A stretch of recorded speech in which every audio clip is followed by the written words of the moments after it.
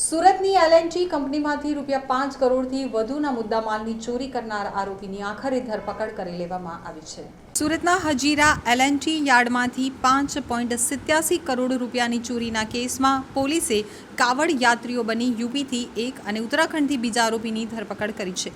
તપાસ team number 1 એ મુખ્ય આરોપી વિવેક શર્માને 3 ઓગસ્ટ 2024ના રોજ ઉત્તરાખંડના ઋષિકેશ જિલ્લા ખાતેથી તથા ટીમ નંબર 2 ચોરીનો માલ ખરીદનાર મોહમ્મદ રિયાઝ મોહમ્મદ ઇલિયાસ ખાનને 5 ઓગસ્ટ 2024ના રોજ ઉત્તર પ્રદેશના હરદોઈ જિલ્લા ખાતેથી કાવડ યાત્રીનો સ્વાંગ ધારણ કરી પકડી પાડ્યો હતો। હજીરા ખાતે આવેલ એલએનજી કંપનીના પ્રોજેક્ટ એકાઉન્ટન્ટ નિલાંજન ચક્રવર્તી દ્વારા હજીરા પોલીસ મથકમાં ફરિયાદ આપવામાં આવી હતી, જેમાં જણાવ્યું હતું કે કંપનીમાંથી સ્ટીલના પાઇપની ચોરી થઈ છે, જેની કિંમત ₹5.87 કરોડ છે। આ ચોરીમાં સામેલ 3 આરોપીની હજીરા પોલીસ દ્વારા ધરપકડ કરવામાં આવી હતી, પરંતુ મુખ્ય આરોપી હજુ પણ પોલીસની પકડથી દૂર હતો।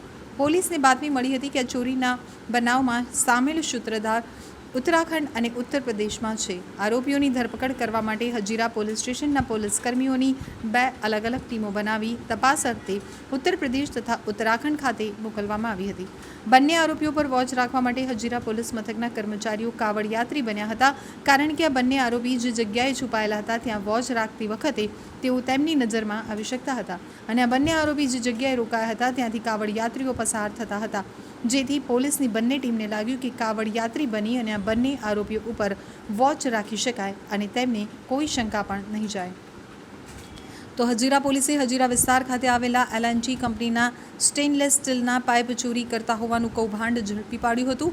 ચોરી કરનાર 3 આરોપીઓની ધરપકડ કરવામાં આવી હતી, પરંતુ માસ્ટર માઇન્ડને વોન્ટેડ જાહેર કરાયા હતા।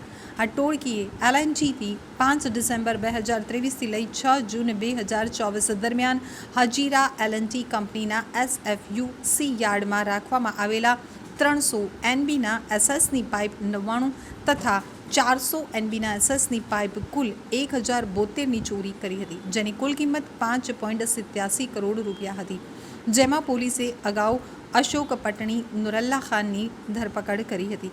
આરોપીઓ કંપનીના સ્ટોર મેનેજર વિવેક મિશ્રા સાથે મળી અને કરોડો રૂપિયાની પાઇપ સગેવગે કરતા હતા। પાઇપના ટુકડા કરી અને અલગ અલગ જગ્યાએ વેચવામાં આવી હતી।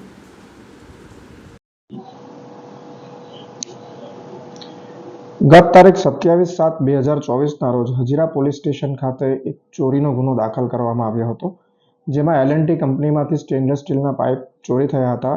કુલ્લે રકમ ₹5,87,20,000 જેની કિંમત હતી।